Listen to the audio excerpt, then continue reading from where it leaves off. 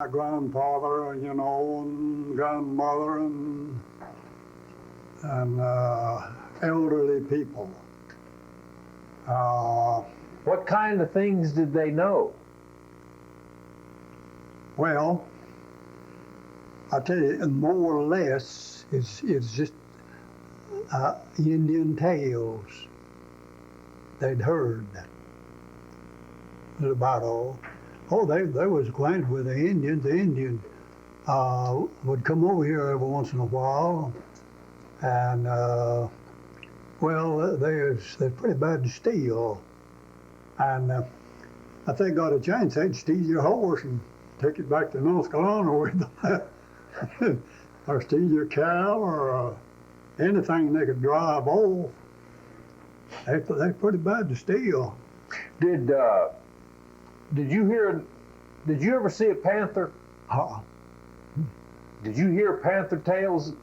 well, I've heard a lot of panther tales, but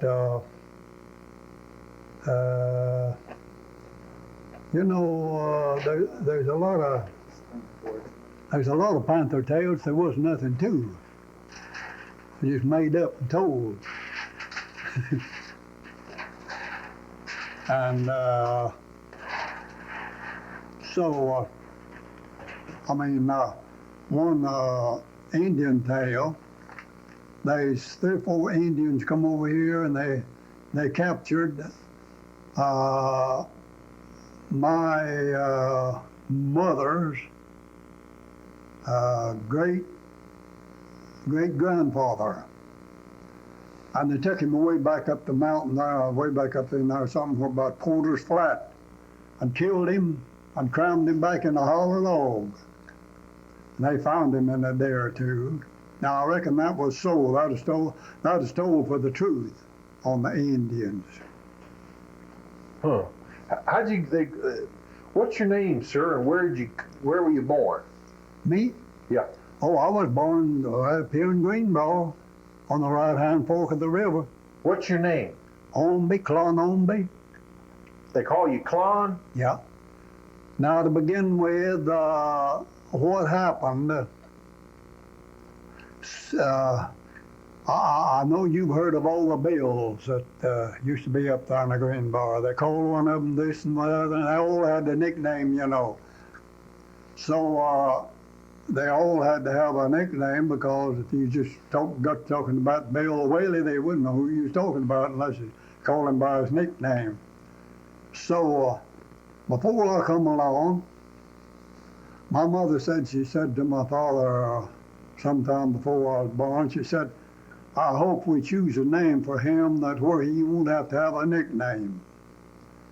Well, so in the meantime, she got a hold of some kind of an old pamphlet book or something or other that told all about the gold rush and the Klondikes, And so she got to thinking about Klondike for a name for me, so I wouldn't have a nickname. Well, so they called me Klondike to begin with. That was my name. But back then, old people was crazy, I reckon, or whatever you want to call it. They thought they thought if a person didn't have a family, a name of some of the family, why, he wasn't even in the family. All right, they was that goofy, And so they just got on the daddy and mother about my name, and they said, well, he just got to have a family name. Well, they thought all around about it, and they finally decided Mayfield. Mayfield was one of my uncles. They decided that Mayfield would be one of the family name, all right, but now then they got to discussing the whole thing. Now they said that name's way too long. Nobody said that name ain't going to suit nobody, having to call all that name. So they finally give up the dock. They called me Clon, all right. And they quit calling me Clon Dyke. They just called me Clon Mayfield, you know, for short. But my original name was Klondike to begin with. That was my original name. I went that my name went that way for a few years till they got done calling about about having the family name. So instead, Now that's just people just silly then. They just well, it was a custom, and old people just followed them customs, you know, in spite of everything. They just you couldn't get them away from them. you like these old people. You thought, did you think there was something special about growing up in Greenbrier? No, nothing particular at all, except just well, there was a lot of things to learn. For instance, school, and now we had some first-class teachers up there. Wilfred? Good teachers. Did Wilfred teach there? Huh? Wilfred Morris? Yeah. Was he a good teacher? Yes, he was a good teacher. He was, yeah. Did he ever pop you? I don't know. He wasn't so. I don't think he was so highly educated like some of the rest of them, but he was a good teacher, and he mostly taught the lower grades, which he knew well and knew how to teach the lower grades, you know. But then we had a lot of college-educated teachers up there. We had two teachers from Michigan. One of them, I think, was from Pontiac, Michigan. The other one was just from General Michigan. And they were highly educated. They got to school through Mr. Burnett. Used to be here. He worked them in, to get a school up there through him somewhere or another here. I don't know how it was, but they was mighty fine teachers. People were good to help one another up there, weren't they? Huh? Were people better in helping one another up there? Oh yeah, people was good at that now. They was really good at that. Yeah, they were. They'd have an old log rolling, you know, they'd call it, and sometimes there'd be 15 or 20, maybe 25 men, and come in and bring their axes and saws and cant hooks and all them old hooks, you know, and they'd roll them logs up and pile them up in piles and set them on fire to get rid of them.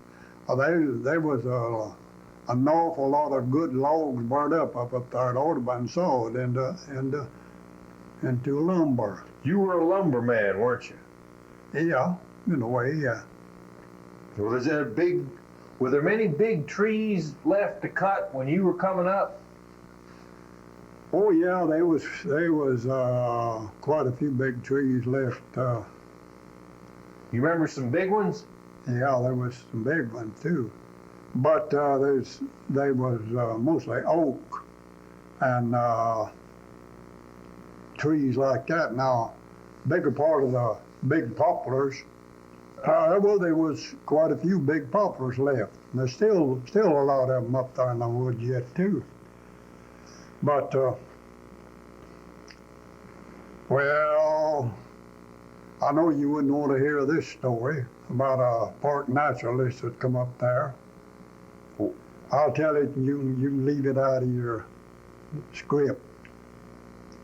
But anyway, the wife and me was keeping some cabins for a man at the mouth of Caney Creek over here.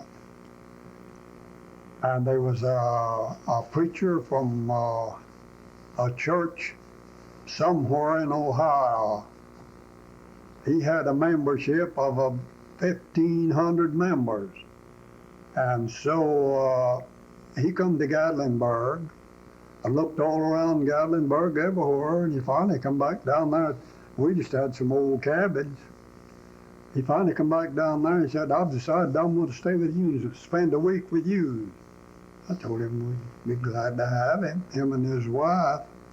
So he'd been up to Gatlinburg that day and found out that there was a park naturalist who was going to take a bunch of people and go in the Greenbrier.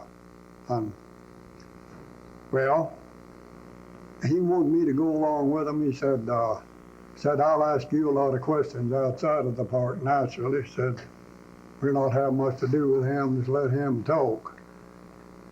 Well, so we got up there and we stopped the first place we stopped. Pure old vanilla truth, Clon. Huh? We want the pure old vanilla truth. Well, if I tell anything to be the truth, now I can tell a lot of tales I'd heard, but I wouldn't stand behind them. I know a lot of them. In fact, the business, I know a lot of them is not true.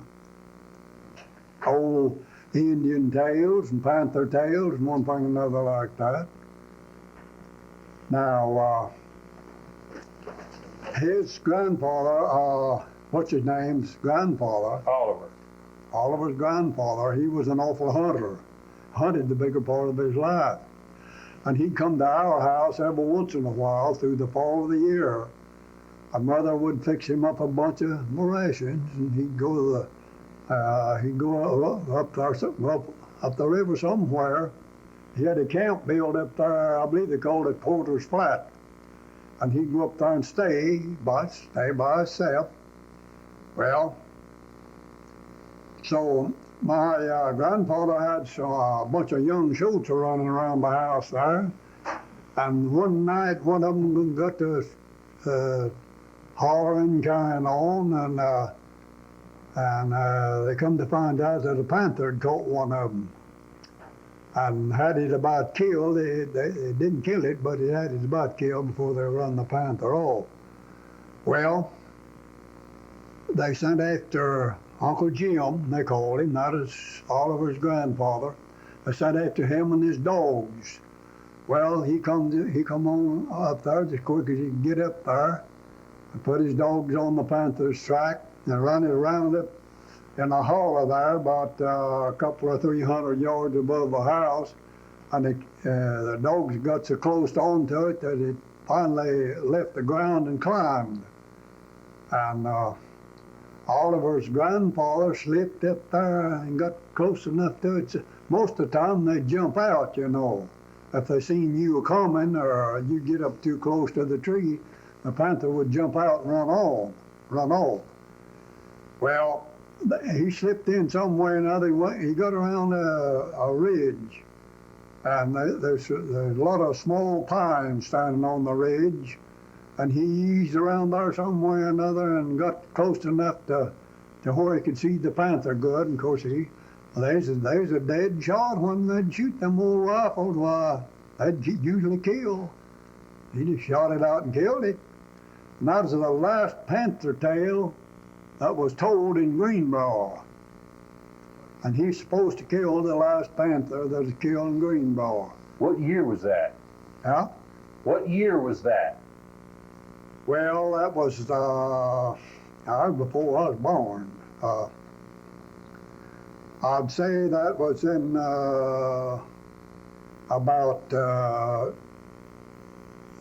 some was in the 90s, 1890. Maybe 91 or 92 or 93 or something like that. Do you believe that tale? Yeah, I know that, because my grandfather, when he told you anything, it was the truth. And Uncle Jim was more or less the same. Whatever he told you is the truth. Yeah. Did you hunt a lot? Did you like to hunt? Yeah, I like to hunt.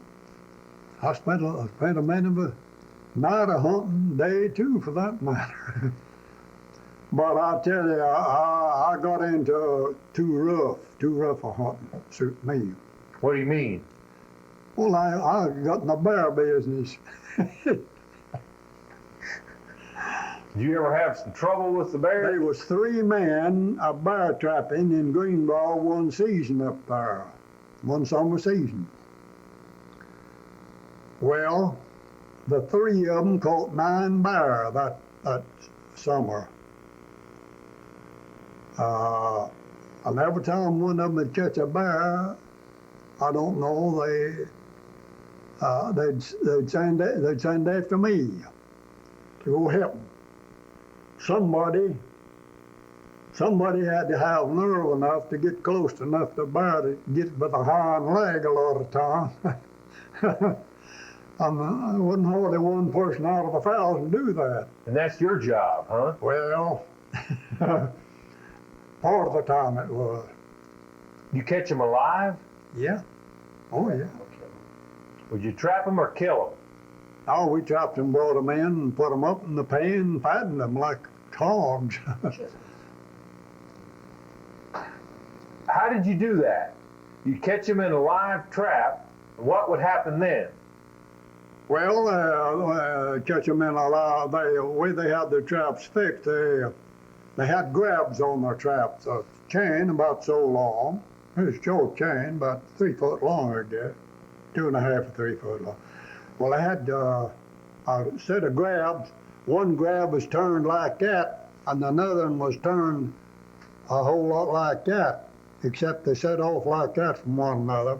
Well, in a way, them grabs would be dragging on the ground. There's a hooking in something or other all the time, you know. Bear wouldn't get very far, they'd hang up. Well, when they'd hang up, then that's when you'd go to work at catching them. How would you do that?